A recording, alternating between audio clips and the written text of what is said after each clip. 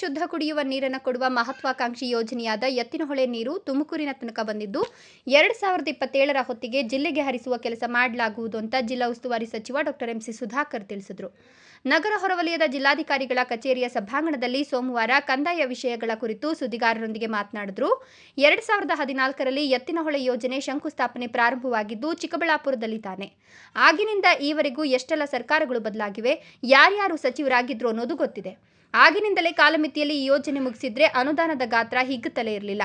12 ವರ್ಷಗಳಲ್ಲ, cement, ಕಲ್ಲು, ಕಬ್ಬಿಣ, ಭೂಮಿ ಬೆಲೆ ಹೆಚ್ಚಾದಂತೆ ಪ್ರಾಜೆಕ್ಟ್ ಗಾತ್ರವೂ ಹಿಗ್ಗೋದು ಸಹಜ. ವಿಳಂಬವಾದರೂ ಜಿಲ್ಲೆಗೆ ನೀರು ಬಂದೇ ಬರಲಿದೆ. ಲಾಲ್ ಬಹದ್ದೂರ್ ಶಾಸ್ತ್ರಿ ಶಂಕುಸ್ಥಾಪನೆ ಮಾಡಿದ್ದ ಆಲಮಟ್ಟಿ ಜಲಾಶಯ ಪೂರ್ಣಗೊಂಡು ಲೋಕಾರ್ಪಣೆಯಾಗಿದ್ದು ಯಾವಾಗ ಎಂಬುದು ಟೀಕೆ ಮಾಡುವವರು ಅರಿತರೆ ಒಳ್ಳೆಯದು ಅಂತ ಹೇಳಿದ್ರು. ನಮಗೆ ನೀರು ಲಭ್ಯ ಆಗುವಂತ ಅವಕಾಶಗಳಿದಾವೆ. ನೀರು ಬಂದಂತ ಸಂದರ್ಭದಲ್ಲಿ ಅದನ್ನ ನಾವು ಶುದ್ಧೀಕರಣ ಮಾಡಬೇಕು, ಟ್ರೀಟ್ಮೆಂಟ್ ಪ್ಲಾಂಟ್ ಆಗಬೇಕು.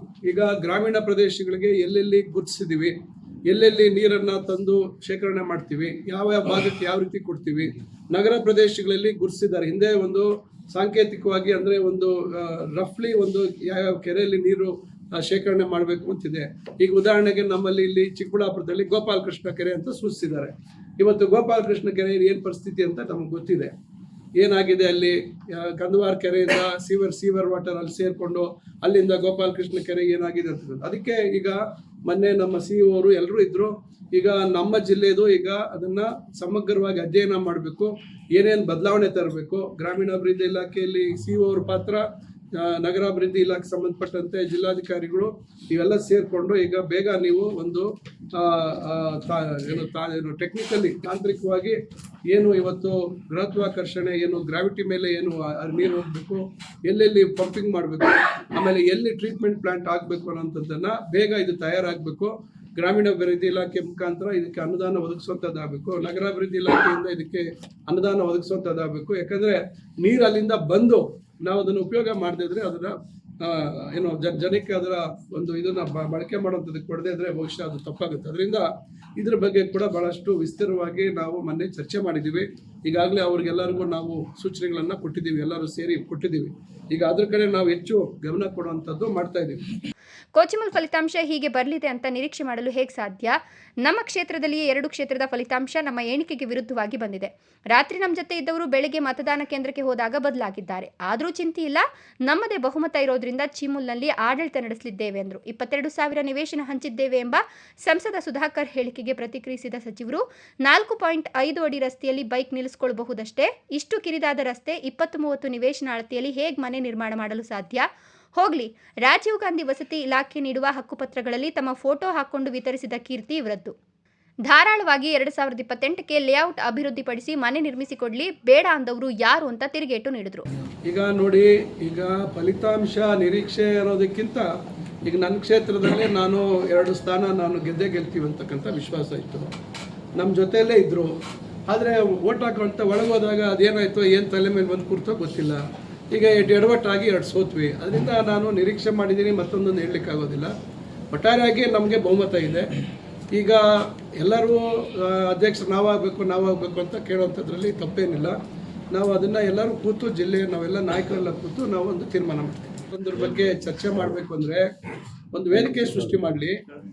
ನಗರದ ಪ್ರದೇಶದ ಜನರಿಗೆ ನಗರದ ವ್ಯಾಪ್ತಿಯಲ್ಲಿ ಸೈಟ್ ಕೊಡಬೇಕಾ, ನಗರದಿಂದ 10, 12, 7, 8, 12, 13, 18 ಕಿಲೋಮೀಟರ್ ದೂರದಲ್ಲಿ ನಗರದ ಜನತೆಗೆ ಕೊಡಬೇಕಾ?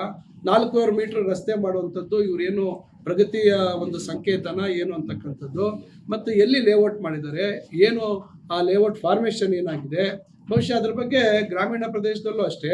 ಸುಮ್ಮನೆ ಚುನಾವಣೆ ಪೂರ್ವದಲ್ಲಿ ಯಾವ ಅವ್ರಿಗೆ ಕೊಟ್ಟಿರುವಂಥ ಹಕ್ಕುಪತ್ರನೇ ಇವತ್ತು ಫ್ರಾಡ್ ಅಲ್ವಾ? ಹಕ್ಕುಪತ್ರದಲ್ಲಿ ಅವ್ರ ಫೋಟೋ ಹೇಗೆ ಹಾಕೊಳ್ತಾರೆ? ಒಂದು ವಸತಿ ಇಲಾಖೆಯಲ್ಲಿ ಸ್ಟ್ಯಾಂಡರ್ಡ್ ಫಾರ್ಮೆಟ್ ಇದೆ ಹಕ್ಕುಪತ್ರ ಕೊಡೋದಕ್ಕೆ. ಆ ಫಾರ್ಮೆಟ್ಟೇ ಅವರು ತಿರ್ಚಿದ್ದಾರೆ ಅಂದ್ರೆ ಯೋಚನೆ ಮಾಡಿ ಅದರ ನೈಜತೆ ಎಷ್ಟಿದೆ ಹಕ್ಕುಪತ್ರಗಳಿಗೆ ಅಂತಕ್ಕಂಥದ್ದು. 2028ಕ್ಕೆ ನಮ್ಮ ಸರ್ಕಾರ ಬಂದೇ ಬರುತ್ತೆ. ಕಾಂಗ್ರೆಸ್ ಸರ್ಕಾರಕ್ಕೆ 22,000 ನಿವೇಶನ ಕೊಡಕ್ಕೆ ಸಾಧ್ಯ ಇಲ್ಲ. ನಾವೇ ಬಂದು ಲೇಔಟ್ ಫಾರ್ಮೇಶನ್ ಮಾಡಿ ಹಂಚ್ತೀವಿ, ಮನೆ ಕಟ್ತೀವಿ ಅಂತ ಹೇಳ್ತಾರೆ. ಬಹಳ ಸಂತೋಷ. 400 ಮೀಟರ್ ರಸ್ತೆ ಮಾಡಿ ಹಂಚಲಿ, ಬಹಳ ಸಂತೋಷ. ಭವಿಷ್ಯದ ವಿಕಸಿತ ಭಾರತದ ಒಂದು ನೂತನ ಒಂದು ವಿನ್ಯಾಸದ ಬಡಾವಣೆಗಳು ನಿರ್ಮಾಣ ಆಗ್ತದೆ ಚಿಕ್ಕಬಳ್ಳಾಪುರದಲ್ಲಿ. 4.5 ಮೀಟರ್. ನಾಳೆ ಮುನ್ರಾಜು ಅಂತವರು ಇನ್ನೊಬ್ರು ಮತ್ತೊಬ್ರು ಯಾವುದೇ ಮೋಟರ್ ಸೈಕಲ್ ಇಟ್ಕೊಂಡು ಇರ್ಬೇಕಷ್ಟೇ. ಕಾರ್ಗಿರ್ ತಗೊಳಂಗಿಲ್ಲ, ಕಾರ್ಗಿರ್ ನಿಲ್ಸಕ್ಕಾಗಲ್ಲ. ಆ ರಸ್ತೆಯಲ್ಲಿ 15 ಅಡಿ ರಸ್ತೆಯಲ್ಲಿ ಕಾರ್ಗಿರ್ ನಿಲ್ಸಕ್ಕಾಗಲ್ಲ. ನಾವು ಬಜೆಟ್ ಡಿಮ್ಯಾಂಡ್ ಏನಿಲ್ಲ. ನಮ್ಗೀಗ ನಮ್ಮ ಆಸ್ಪತ್ರೆಗಳಿಗೆ ನಾವು ಈಗಾಗಲೇ ನಾವು ಬಜೆಟಲ್ಲಿ ಇಲ್ಲದೇ ಇದ್ರೂ ಕೂಡ ಹಣ ಕೊಡಿಸಿದ್ವಿ. ಈಗ ನಮ್ಮಲ್ಲಿ ಈಗ ಬಾಗೇಪಲ್ಲಿಗೆ ಹೊಸ ಆಸ್ಪತ್ರೆ ಕಟ್ಟಬೇಕು ಅಂತಕ್ಕಂಥದ್ದು ನಮಗೆ ನಂದಿ ಕ್ಯಾಬಿನೆಟ್ಗೆ ಬರುವಂಥ ಪ್ರಯತ್ನ ಮಾಡಿದ್ವಿ. ಆದರೆ ಅಲ್ಲಿ ಕಾರಣಾಂತರದಿಂದ ಮುಂದೆ ತೆಗೆದುಕೊಳ್ಳೋಣ ಅಂತಕ್ಕಂಥದ್ರಿಂದ ಅಲ್ಲಿ ಆಯಿತು. ಚಿಂತಾಮಣಿ ಆಸ್ಪತ್ರೆ ಕೂಡ 35 ವರ್ಷ ಆಗಿದೆ, 30 ವರ್ಷ ಮೇಲಾಗಿದೆ. ಭಾಳಷ್ಟು ಅಲ್ಲಿ ಏನೋ ಅಲ್ಲಿ ದುರಸ್ತಿ ಆಗಬೇಕು ಅಂತಕ್ಕಂಥದ್ದು ಇವೆಲ್ಲ ಇದೆ. ಆಮೇಲೆ ಫ್ಲವರ್ ಮಾರ್ಕೆಟ್ಗೆ ನಮಗೆ ಅನುಮೋದನೆ ಕೊಟ್ಟಿದ್ದಾರೆ. ಒಂದು ಫೀಸಿಬಿಲಿಟಿ ರಿಪೋರ್ಟ್ ಆಗಬೇಕು ಅಂತೇಳಿ ಈಗ ಮೊನ್ನೆ ಕ್ಯಾಬಿನೆಟಲ್ಲಿ ನಬಾರ್ಡ್ ಯೋಜನೆಯಲ್ಲಿ 20 ಕೋಟಿ ಅದಕ್ಕೆ ಆಡಳಿತಾತ್ಮಕ ಅನುಮೋದನೆ ಕೊಟ್ಟಿದ್ದಾರೆ. ಇನ್ನು 120 ಕೋಟಿದು ಬಿಡುಗಡೆ ಆಗಬೇಕು. ಈಗ ಅದನ್ನು ನಾವು ಕ್ಯಾಬಿನೆಟಲ್ಲಿ ತರುವಂಥ ಒಂದು ಪ್ರಯತ್ನಕ್ಕೆ ನಾವು ಮಾಡ್ತಾ ಇದ್ದೀವಿ. ಯಾಕಂದರೆ ಆಗಿದೆ, ಈಗಾಗಲೇ ಆರ್ಥಿಕ ಇಲಾಖೆ ಎಲ್ಲರೂ ಅನುಮೋದನೆ ಕೊಟ್ಟಿದ್ದಾರೆ. ಆದರೂ ಬಜೆಟ್ ಅನೌನ್ಸ್ಮೆಂಟ್ ಮಾಡಬೇಕು ಅಂತಕ್ಕಂಥದ್ದು. ಇನ್ನು ಬೇರೆ ಬೇರೆ ಕೆಲವೆಲ್ಲ ನಾವು ಕೇಳ್ತಾ ಇದ್ದೀವಿ. ಈಗ ಇಲ್ಲಿ ಮಿಕ್ಕಿದೆಲ್ಲ ನಿಮಗೆ ಗೊತ್ತಿದೆ. ಈಗ ನಮಗೆ ಮುಖ್ಯವಾಗಿರ್ತಕ್ಕಂಥದ್ದು ಎತ್ತಿನ ಹೊಳೆ ಯೋಜನೆ ನಮ್ಗೆ ಮುಖ್ಯವಾಗಿರ್ತಕ್ಕಂಥದ್ದು. ಅದಕ್ಕೆ ಏನೇನು ಆಗಬೇಕು ರೂಪುರೇಷೆಗಳು ಮಾಡ್ತಾ ಇದ್ದೀವಿ. ಅದರಿಂದ ಈಗ ಸಿರಿಕಲ್ಚರ್ ಮಾರ್ಕೆಟ್ ಆಗಿದೆ, ಕಾಮಗಾರಿ ಪ್ರಗತಿಯಲ್ಲಿದೆ. ಈಗ ಏನೇನೋ ಮುಖ್ಯವಾಗಿ ಪ್ರಮುಖವಾಗಿ ಇರಬೇಕು ಅವೆಲ್ಲ ನಾವು ಮಾಡ್ಕೊಂಡು ಬರ್ತಾ ಇದ್ದೀವಿ. ಇನ್ನು ಮಾಮೂಲಿ ರಸ್ತೆಗಳು ಇನ್ನೊಂದು ಮತ್ತೊಂದು ಅದು ಸಹಜವಾಗಿ ಅದರ ಬೇರೆ ರೀತಿಯಲ್ಲಿ ನಾವು ಮುಂದುವರಿಸ್ತೀವಿ. ಸಂಚು ಮಾಡಿ ನನ್ನನ್ನು ಈ ಪ್ರಕರಣದಲ್ಲಿ ಸಿಲುಕಿಸಲಾಗಿದೆ ಅಂತ ಹೇಳಿರುವ ಬಗ್ಗೆ ಕೇಳಿದ ಪ್ರಶ್ನೆಗೆ ಪ್ರತಿಕ್ರಿಯಿಸಿದ ಸಚಿವರು, ರಾಜೀವ್ ಗೌಡ ಅವರಿಗೆ ಹೀಗೆ ಮಾತನಾಡಿ ಅಂತ ಯಾರು ಹೇಳಿದ್ರು? ಸಂಚಿರೋದೇ ಆದಲ್ಲಿ ಅವರು ಆಡಿರುವ ಮಾತುಗಳಿಗೆ ಕ್ಷಮೆ ಕೇಳಿದ್ಯಾಕೆ? ಈ ಪ್ರಕರಣದಲ್ಲಿ ಅಧಿಕಾರಿ ದೂರು ನೀಡಿದ್ದಾರೆ, ಅದರಂತೆ ಪೊಲೀಸರು ನಡೆದುಕೊಂಡಿದ್ದಾರೆ ಎಂದರು. ನಾಗೇಶ್ ರೆಡ್ಡಿ ಪ್ರಕರಣವೂ ಕೂಡ ಸಮಾಜದಲ್ಲಿ ಆಗಬಾರ್ದು. ಸರ್ಕಾರಿ ಅಧಿಕಾರಿಗಳಿಗೆ ಯಾರು ಕೂಡ ಧಮಕಿ ಹಾಕಬಾರ್ದು. ಆದರೆ ಈ ವಿಚಾರದಲ್ಲಿ ಗುರು ಶಿಷ್ಯರು ರಾಜಿ ಆಗಿದ್ದಾರಲ್ಲ, ನಾಗೇಶ್ ರೆಡ್ಡಿ ಗುರುಗಳ ಕಾಲಿಗೆ ಬಿದ್ದು ಕ್ಷಮೆ ಕೇಳಿದ್ದಾರೆ ಎನ್ನಲಾದ ವಿಡಿಯೋ ನನಗೂ ಬಂದಿದೆ ಅಂದರು. ಇಲ್ಲ, ಖಂಡಿತ ನಾವು ಅದನ್ನು ಒಪ್ಪುವಂಥದ್ದಲ್ಲ. ಕಡೆಗೆ ಏನೋ ಅವರೇ ಕ್ಷಮಾಪಣೆ ಕೇಳಿಕೊಂಡು ಅವರು ನಾನು ಕ್ಷಮಿಸ್ಬಿಟ್ಟಿದ್ದೀನಿ ಅಂತೇಳಿ ನಾನು ನೋಡಿದೆ. ಅದು ನೀವೇ ವಿಡಿಯೋ ಹಾಕಿದ್ದೇನೋ ಗೊತ್ತಿಲ್ಲಪ್ಪ, ಯಾರು ಹಾಕಿದ್ರೂ ಗೊತ್ತಿಲ್ಲ. ಅದರಿಂದ ಇಲ್ಲಿ ಅದು ಅವರು ದೂರು ದಾಖಲು ಮಾಡಿಲ್ಲ. ದೂರು ಕೊಡಬೇಕಾಗಿತ್ತು. ನಾವು ಹಿಂದೆನೂ ನಾವು ಹೇಳಿದ್ವಿ, ಏನೋ ಈಗ ಶಿಡ್ಲಘಟ್ಟಕ್ಕೆ ಸಂಬಂಧಪಟ್ಟಂತೆ ದೂರು ಕೊಟ್ಟಿದ್ದ ಮೇರೆಗೆ ಅದರ ಮೇಲೆ ಆಡಳಿತ, ಜಿಲ್ಲಾಡಳಿತ ತೀರ್ಮಾನ ಅದಕ್ಕೆ ಏನು ಕ್ರಮ ಆಗಬೇಕು ಮಾಡ್ತು. ಇವತ್ತು ದೂರ ಇಲ್ಲದೇ ಇದ್ದ ಸಂದರ್ಭದಲ್ಲಿ ಅದು ನಾಳೆ ಬೆಳಗ್ಗೆ ಇಲ್ಲ ನನ್ಗೆ ಅದು ಹಾಗೇ ಇಲ್ಲ ಅಂತ ಹೇಳ್ಬಿಟ್ರೆ ನಾವೇನು ಮಾಡ್ತೀವಿ? ಅದರಿಂದ ಅವರು ದೂರು ದಾಖಲು ಮಾಡಿಲ್ಲ. ಮತ್ತು ಅವರೇ ಮಾಧ್ಯಮಗಳ ಮುಂದೆ ಇವತ್ತು ರಾಜ್ಯ ಮಟ್ಟದಲ್ಲಿ ಕೂಡ ಅದನ್ನು ನೀವು ಬಿತ್ತರಿಸಿದ್ದೀರ. ನೀವು ಅದೇನಾಗಿದೆ ಅಂತೇಳಿ ಅವರೇನೋ ಕಾಲಿಟ್ಕೊಳಕ್ಕೆ ಹೋಗುವಂಥದ್ದು ಮತ್ತೊಂದು ನಾನು ನೋಡಿದೆ. ನಾನು ಕ್ಷಮಿಸ್ಬಿಟ್ಟಿದ್ದೀನಿ, ನನ್ನ ವಿದ್ಯಾರ್ಥಿ ಏನೋ ಇದರಲ್ಲಿ ಹೇಳ್ಬಿಟ್ಟಿದ್ದಾನೆ ಅಂತೇಳಿ ಅವರೇ ಏನೋ ಹೇಳಿಕೆ ಕೊಟ್ಟಿರುವಂಥದ್ದು ನಾನು ಮಾಧ್ಯಮಗಳಲ್ಲಿ ನೋಡಿದೆ. ಆದರೆ ಯಾವುದೇ ಅಧಿಕೃತವಾಗಿ ಅವರು ದೂರು ಕೊಟ್ಟಿಲ್ಲ.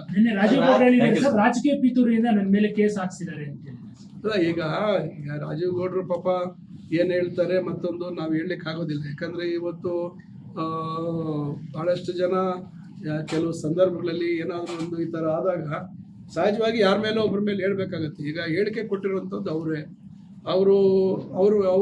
ಅವರು ಮಾತಾಡಿರುವಂಥದ್ದು ಆಡಿಯೋಲಿ ಇರ್ತಕ್ಕಂಥ ಧ್ವನಿ ಸುರುಳಿ ಅವರೇ ಅದನ್ನು ಒಪ್ಕೊಂಡು ಆಗಿದೆ. ಸಂಬಂಧಪಟ್ಟ ಅಧಿಕಾರಿಗಳು ಅವರು ದೂರು ಕೊಟ್ಟಿದ್ದಾರೆ. ಅದರಿಂದ ಇದರಲ್ಲಿ ರಾಜಕೀಯ ಪಿತೂರಿ ಏನು ಬಂತು?